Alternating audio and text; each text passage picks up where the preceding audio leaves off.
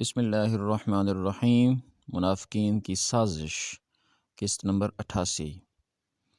غزوہ بنی مصطلق سے فارغ ہو کر جب آپ صلی اللہ علیہ وسلم واپس مدینہ منورہ کی طرف روانہ ہوئے تو ایک بہت دردناک واقعہ پیش آ گیا۔ سیدہ عائشہ صدیقہ رضی اللہ عنہا فرماتی ہیں کہ کوچ کا اعلان ہوتے ہی میں قضاء حاجت کے لیے اٹھ کھڑی ہوئی اور لشکر سے دور جنگل کی طرف چلی گئی۔ جب میں فارغ ہو گئی تو واپس لشکر گاہ کی طرف روانہ ہوئی۔ میرے گلے میں ایک ہار تھا، وہ ہار کہیں ٹوٹ کر گر گیا۔ مجھے اس کے گرنے کا پتہ نہ چلا۔ جب اس کا خیال آیا تو ہار کی تلاش میں واپس جنگل کی طرف گئی۔ اس طرح اس ہار کی تلاش میں مجھے دیر ہو گئی۔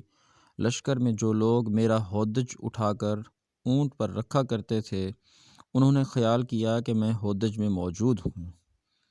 انہوں نے ہودج کو اٹھا کر اونٹ پر رکھ دیا اور انہیں احساس نہ ہوا کہ میں اس میں نہیں ہوں، کیونکہ میں دبلی پتلی اور کم وزن تھی۔ میں کھاتی بھی بہت کم تھی، جسم پر موٹاپے کے آثار نہیں تھے۔ اس طرح لشکر روانہ ہو گیا۔ ہودج محمل کو کہتے ہیں۔ یہ ایک ڈولی نما چیز ہوتی ہے جو اونٹ کی نشست کے طور پر بلند کی جاتی ہے تاکہ عورت پردے میں رہے۔ ادھر کافی تلاش کے بعد میرا ہار مل گیا اور میں لشکر کی طرف روانہ ہوئی۔ وہاں پہنچی تو لشکر جا چکا تھا۔ دور دور تک سناٹا تھا۔ میں جس جگہ ٹھہری ہوئی تھی وہیں بیٹھ گئی۔ میں نے سوچا جب انہیں میری گمشدگی کا پتہ چلے گا تو سیدھے یہیں آئیں گے۔ بیٹھے بیٹھے مجھے نیند نے آ لیا۔ صفوان سلمی رضی اللہ تعالی عنہ کی ذمہ داری یہ تھی کہ وہ لشکر کے پیچھے رہا کرتے تھے تاکہ کسی کا کوئی سامان رہ جائے یا گر جائے تو اٹھا لیا کریں۔ اس روز بھی لشکر سے پیچھے تھے۔ چنانچہ جب یہ اس جگہ پہنچے جہاں قافلہ تھا تو انہوں نے مجھے دور سے دیکھا اور خیال کیا کہ کوئی آدمی سویا ہوا ہے۔ نزدیک آئے تو انہوں نے مجھے پہچان لیا۔ مجھے دیکھتے ہی انہوں نے انا للہ و انا الیہ راجعون پڑھا۔ ان کی آواز سن کر میں جاگ گئی۔ انہیں دیکھتے ہی میں نے اپنی چادر اپنے چہرے پر ڈال لی۔ حضرت عائشہ صدیقہ رضی اللہ عنہا فرماتی ہیں صفوان سلمی حیرت زدہ تھے کہ یہ کیا ہوا، لیکن منہ سے انہوں نے ایک لفظ نہ کہا، نہ میں نے ان سے کوئی بات کی۔ انہوں نے اپنی اونٹنی کو میرے قریب بٹھا دیا اور صرف اتنا کہا، ماں سوار ہو جائیے۔ میں نے اونٹ پر سوار ہوتے وقت کہا، حسبی اللہ و نعم الوکیل، اللہ تعالیٰ کی ذات ہی مجھے کافی ہے اور وہی میرا بہترین سہارا ہے۔ پھر میرے سوار ہونے کے بعد انہوں نے اونٹ کو اٹھایا اور اس کی مہار پکڑ کر آگے روانہ ہوئے، یہاں تک کہ لشکر میں پہنچ گئے۔ لشکر اس وقت نخل ظہیرہ کے مقام پر پڑاؤ ڈالے ہوئے تھا اور وہ دوپہر کا وقت تھا۔ جب ہم لشکر میں پہنچے تو منافقوں کے سردار عبداللہ بن ابی کو بہتان لگانے کا موقع مل گیا۔ اس نے کہا، یہ عورت کون ہے جسے صفوان ساتھ لایا ہے؟ اس کے ساتھی منافق بول اٹھے، یہ عائشہ ہے، صفوان کے ساتھ آئی ہیں۔ اب یہ لوگ باتیں کرنے لگے۔ پھر جب لشکر مدینہ منورہ پہنچ گیا تو منافق عبداللہ بن ابی اپنی دشمنی کی بنا پر اور اسلام سے اپنی نفرت کی بنیاد پر اس بات کو شہرت دینے لگا۔ امام بخاری رحمہ اللہ لکھتے ہیں، جب منافق اس واقعے کا ذکر کرتے تو عبداللہ بن ابی بڑھ چڑھ کر ان کی تائید کرتا تاکہ اس واقعہ کو زیادہ سے زیادہ شہرت ملے۔ سیدہ عائشہ رضی اللہ تعالی عنہا فرماتی ہیں، مدینہ منورہ آ کر میں بیمار ہو گئی۔ میں 1 ماہ تک بیمار رہی۔ دوسری طرف منافق اس بات کو پھیلاتے رہے، بڑھا چڑھا کر بیان کرتے رہے۔ اس طرح یہ باتیں نبی اکرم صلی اللہ علیہ وسلم تک اور میرے ماں باپ تک پہنچیں، جبکہ مجھے کچھ بھی معلوم نہیں تھا۔ البتہ میں محسوس کرتی تھی کہ آن حضرت صلی اللہ علیہ وسلم مجھ سے پہلے کی طرح محبت سے پیش نہیں آتے تھے، جیسا کہ پہلے بیماری کے دنوں میں میرا خیال رکھتے تھے۔ دراصل حضور اکرم صلی اللہ علیہ وسلم اپنے گھرانے پر منافقین کی الزام تراشی سے سخت غم زدہ تھے۔ اس فکر و رنج کی وجہ سے گھر والوں سے اچھی طرح گھل مل کر بات کرنے کا موقع بھی نہ ملتا تھا۔ آپ صلی اللہ علیہ وسلم کے اس طرز عمل سے میں پریشان رہنے لگی۔ میری بیماری کم ہوئی تو مستح رضی اللہ عنہا نے مجھے وہ باتیں بتائیں جو لوگوں میں پھیل رہی تھیں۔ مستح رضی اللہ عنہا نے خود اپنے بیٹے مستح کو بھی برا بھلا کہا کہ وہ بھی اس بارے میں یہی کچھ کہتا پھرتا ہے۔ یہ سنتے ہی میرا مرض لوٹ آیا، مجھ پر غشی طاری ہونے لگی، بخار پھر ہو گیا۔ گھر آئی تو بری طرح بے چین تھی، تمام رات روتے گزری، آنسو رکتے نہیں تھے، نیند آنکھوں سے دور تھی۔ صبح نبی اکرم صلی اللہ علیہ وسلم میرے پاس تشریف لائے اور آپ صلی اللہ علیہ وسلم نے پوچھا کیا حال ہے؟ تب میں نے عرض کیا کیا آپ مجھے اجازت دیں گے کہ میں اپنے ماں باپ کے گھر ہو آؤں؟ آپ صلی اللہ علیہ وسلم نے مجھے اجازت دے دی۔ دراصل میں چاہتی تھی اس خبر کے بارے میں والدین سے پوچھوں۔ جب میں اپنے ماں باپ کے گھر پہنچی تو میری والدہ رومان رضی اللہ عنہا مکان کے نچلے حصے میں تھیں، جبکہ والد اوپر والے حصے میں قرآن کریم کی تلاوت کر رہے تھے۔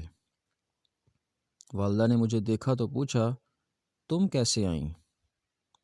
میں نے ان سے پورا قصہ بیان کر دیا اور اپنی والدہ سے کہا اللہ آپ کو معاف فرمائے، لوگ میرے بارے میں کیا کیا کہہ رہے ہیں، لیکن آپ نے مجھے کچھ بتایا ہی نہیں۔ اس پر میری والدہ نے کہا بیٹی تم فکر نہ کرو، اپنے آپ کو سنبھالو۔ دنیا کا دستور یہی ہے کہ جب کوئی خوبصورت اور پاک دامن عورت اپنے خاوند کے دل میں گھر کر لیتی ہے تو اس سے جلنے والے اس کی عیب جوئی شروع کر دیتے ہیں۔ یہ سن کر میں نے کہا اللہ کی پناہ، لوگ ایسی باتیں کر رہے ہیں، کیا میرے ابا جان کو بھی ان باتوں کا علم ہے؟ انہوں نے جواب دیا ہاں انہیں بھی معلوم ہے۔ اب تو مارے رنج کے میرا برا حال ہو گیا، میں رونے لگی۔ میرے رونے کی آواز والد کے کانوں تک پہنچی تو وہ فوراً نیچے اتر آئے۔ انہوں نے میری والدہ سے پوچھا اسے کیا ہوا؟ تو انہوں نے کہا اس کے بارے میں لوگ جو افواہیں پھیلا رہے ہیں وہ اس کے کانوں تک پہنچ چکی ہیں۔ اب تو والدہ بھی رونے لگیں، والد بھی رونے لگے۔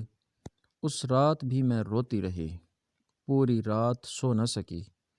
میری والدہ بھی رو رہی تھیں، والد بھی رو رہے تھے، ہمارے ساتھ گھر کے دوسرے لوگ بھی رو رہے تھے۔ ایسے میں ایک انصاری عورت ملنے کے لیے آ گئی، میں نے اسے اندر بلا لیا۔ ہمیں روتے دیکھ کر وہ بھی رونے لگی، یہاں تک کہ ہمارے گھر میں جو بلی تھی وہ بھی رو رہی تھی۔ ایسے میں رسول اللہ صلی اللہ علیہ وسلم تشریف لے آئے۔ آپ صلی اللہ علیہ وسلم نے سلام کیا اور بیٹھ گئے۔ جب سے یہ باتیں شروع ہوئی تھیں آپ صلی اللہ علیہ وسلم نے میرے پاس بیٹھنا چھوڑ دیا تھا، لیکن اس وقت آپ صلی اللہ علیہ وسلم میرے پاس بیٹھ گئے۔ ان باتوں کو 1 ماہ ہو چکا تھا۔ اس دوران آپ پر وحی بھی نازل نہیں ہوئی تھی۔ آپ صلی اللہ علیہ وسلم نے بیٹھنے کے بعد کلمہ شہادت پڑھا اور فرمایا عائشہ مجھ تک تمہارے بارے میں ایسی ایسی باتیں پہنچی ہیں، اگر تم ان تہمتوں سے بری ہو اور پاک ہو تو اللہ تعالیٰ خود تمہاری برات فرما دیں گے، اور اگر تم اس گناہ میں مبتلا ہوئی ہو تو اللہ تعالیٰ سے استغفار کرو اور توبہ کرو، کیونکہ بندہ جب اپنے گناہ پر اقرار کر لیتا ہے اور اللہ سے توبہ کرتا ہے تو اللہ تعالیٰ اس کی توبہ قبول کرتے ہیں۔ اس پر میں نے اپنے والد اور والدہ سے عرض کیا جو کچھ رسول اللہ صلی اللہ علیہ وسلم نے فرمایا ہے اس کا جواب دیجیے۔ جواب میں حضرت ابوبکر صدیق رضی اللہ عنہ نے فرمایا میں نہیں جانتا اللہ کے رسول سے کیا کہوں۔ تب میں نے عرض کیا آپ سب نے یہ باتیں سنی ہیں، اب اگر میں یہ کہتی ہوں کہ میں ان الزامات سے بری ہوں اور میرا اللہ جانتا ہے کہ میں بری ہوں تو کیا اس پر یقین کر لیں گے؟ لہٰذا میں صبر کروں گی، میں اپنے رنج اور غم کی شکایت اپنے اللہ سے کرتی ہوں۔ اس کے بعد میں اٹھی اور بستر پر لیٹ گئی۔ اس وقت میں سوچ بھی نہیں سکتی تھی کہ اللہ تعالیٰ میرے معاملے میں آیات نازل فرمائے گا جن کی تلاوت کی جایا کرے گی، جن کو مسجدوں میں پڑھا جایا کرے گا۔ البتہ میرا خیال تھا کہ اللہ تعالیٰ میرے بارے میں رسول اللہ صلی اللہ علیہ وسلم کو کوئی خواب دکھلا دیں گے اور مجھے اس الزام سے بری فرما دیں گے۔ ابھی ہم لوگ اسی حالت میں تھے کہ اچانک آپ صلی اللہ علیہ وسلم پر وحی کے آثار محسوس ہوئے۔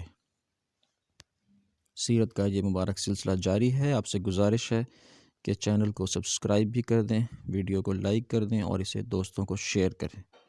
آپ کے تعاون کا شکریہ۔ جزاکم اللہ خیرا کثیرا۔